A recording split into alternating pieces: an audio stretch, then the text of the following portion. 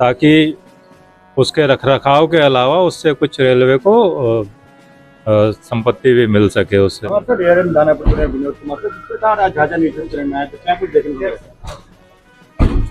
आज का जो निरीक्षण है वो उसका पर्पस ये था कि जो स्टेशन के हमारे जो प्लेटफॉर्म्स हैं, जो स्टेशन बिल्डिंग हैं, उनका रखरखाव किस तरह से चल रहा है और उसको किस तरह से बेहतर बनाया जाए ताकि जो पैसेंजर्स हैं उनको और ज़्यादा सुविधा हम दे सकें। दूसरा, हमारा जो स्टाफ है, जो क्रू लॉबी है और जो हमारा जो रेलवे स्टाफ है, उसकी बेहतरी के लिए और क्या किया है। तो अब तक हम स्टेशन देखा है, हमने प्लेटफॉर्म्स देखे हैं, कुछ जो है ऑफिस देख पाए हैं। अभी इसके बाद हम लोग कॉलोनी भी देखेंगे।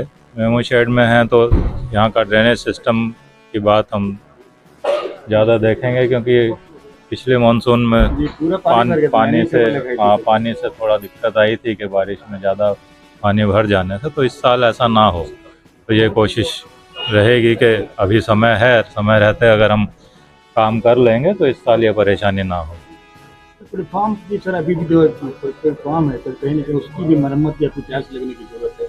तो यात्रियों की सुविधा की बात करें तो झाझा में बहुत नगण्य सुविधाएं जो होनी चाहिए वो नहीं है। कोच इंडिकेटर डाउन प्लेटफॉर्म पे नहीं है, महिलाओं के लिए अच्छा शौचालय नहीं, तो मूलभूत सुविधाएं हैं सर। अगर आपके नेतृत्व में भी नहीं हो पाएगा फिर कैसे होगा?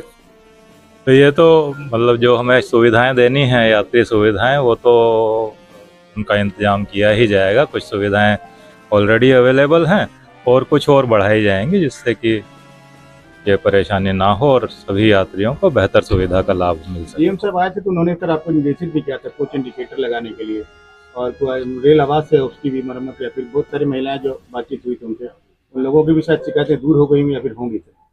अभी हम लोग कुछ और इन्होंने रिपेयर किए हैं, हमारे सीनियर डीएम साहब ने जो जो है क्वार्टर्स, लेकिन एक जो ओवरऑल प्लानिंग है कॉलोनी की, उसकी मुझे लगता है यहाँ ज़रूरत है। उसके सिलसिले में अभी हम और देखेंगे। आज भी इंस्पेक्शन में अभी यहाँ के बाद कॉलोनी में जाएंगे और देखेंगे कि किस तरह से और इसको बेहतर रूप दिया जा सके। बहुत सारे अबंडन क्वार्टर्स हैं जो जिनकी मरम्मत नहीं हुई है या बहुत साल पुराने भी हो गए हैं, लगभग 100 साल पुराने हो गए हैं। तो उनको जो अबंडन है उनको हटा दिया जाए और जो अच्छी हालत में हैं उनको और बेहतर किया जाए, ऐसी जो है कोशिश रहेगी। फुट ओवर ब्रिज का सर क्या कहाँ तक पहुँचा है? डाउन प्लेटफॉर्म पर अभी तक काम रुक गया, क्या कहाँ दिक्कत आ रही है? नहीं, वो चल रहा है, वो हमारा गति शक्ति यूनिट कर रहा है और वो जल्दी कंप्लीट होगा, जल्दी होगा। सर सोनो बटिया रेल लाइन की कुछ अपडेट सर?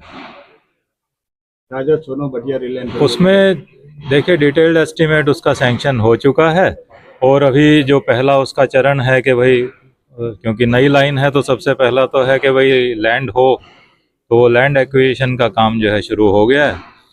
उसमें हमारे जो कंस्ट्रक्शन डिपार्टमेंट है वो तेज़ी से काम कर रहा है और वो उसमें प्रगति हो रही है। रेल तालाब के बारे में भी सर डीएम साहब से हम लोगों ने कहा था, आपने भी देखा, रेल बहुत बहुत बड़ी प्रॉपर्टी है सर रेलवे की। वो रेल तालाब फिर चांदबारी मैदान। हाँ, रेलवे तालाब में कोशिश है कि उसमें हम उसको लीज पर या ऑक्शन में दें ताकि उसके रखरखाव के अलावा उससे कुछ रेलवे को संपत्ति भी मिल सके, उससे कुछ लाभ हो रेलवे का। तो ऐसी कोशिश है और जल्दी ही उसका ऑक्शन जो है किया जाएगा। तो रेल की कई ऐसी जमीनें हैं, क्योंकि रेल को राजस्व चाहिए होता है, तो रेल की बहुत सारी जमीनों पर अगर बेरोजगार शिक्षित जो रेल आश्रित बेरोजगार हैं या फिर जो बेरोजगार है, उन लोगों को लीज पर दी जाए जमीन, न सिर्फ बेरोजगारी दूर होगी बल्कि कई लोगों को रोजगार मिलेगा, रेल के खजाने में पैसा भी जाएगा। नहीं, वैसा कोई अभी उस तरह का स्कीम अभी नहीं है, उस तरह की तो स्कीम अभी नहीं है। पर यह है कि रेलवे का जो रखरखाव है और जो हमारा उसको जो संरक्षित रखने की बात है रेलवे की ज़मीन को, उस पर तो जोर है।